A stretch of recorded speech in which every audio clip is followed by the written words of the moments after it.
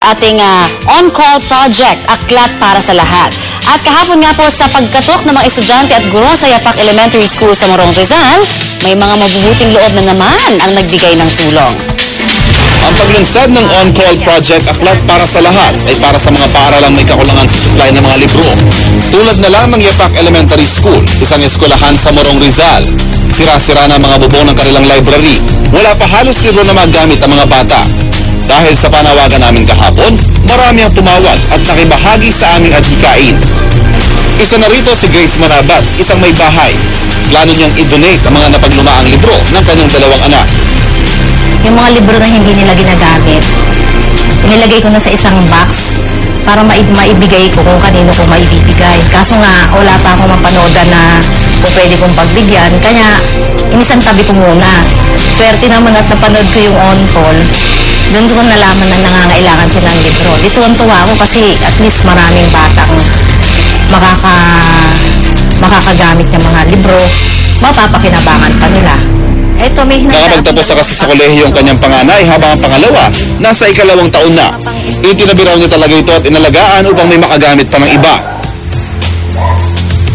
Ito yung mga books na pang-elementary. Ito, ilalagay ko na dito. Tapos ito naman yung mga pang-high school kong mga books. Ito. Tapos meron din ako mga journals dito na magagamit din ng mga bata. Iba-ibang klase lang nga ito. So, pwede din nila itong gamitin. Mabilis din na naging tugon ng 33 taong gulang na si Paul sa Aklat para sa Lahat ng on-call.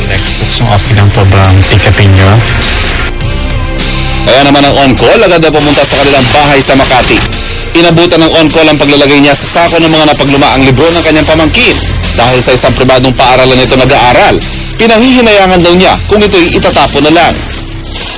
Marami kasing libro dito na napagkamitan na or nagamitan ng pamangkin ko, and then matagal na yung hindi nagagamit eh. So sabi ko, mas maganda kung i-donate na lang para naman mapakinabangan ng mga estudyante for this school year. At para sa makatatanggap ng mga librong ito, ito ang mensahe ni Paul. Sa mga makakatanggap ng mga textbooks na to, sana makatulong to sa inyo na magbigay sa inyo ng tamang direction or good future.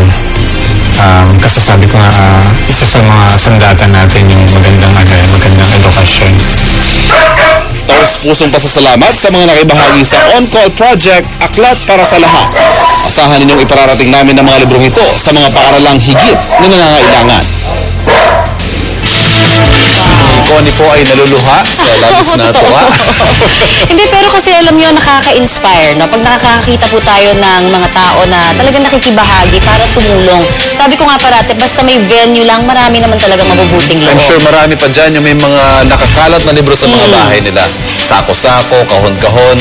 Imbes na nakakalat po dyan, donate nyo na po sa Yes, mapapakinabangan niya ng husto. At mula po sa amin dito sa on-call, lubos po ang aming pasasalamat sa inyo, Miss Grace at Mr. Paul.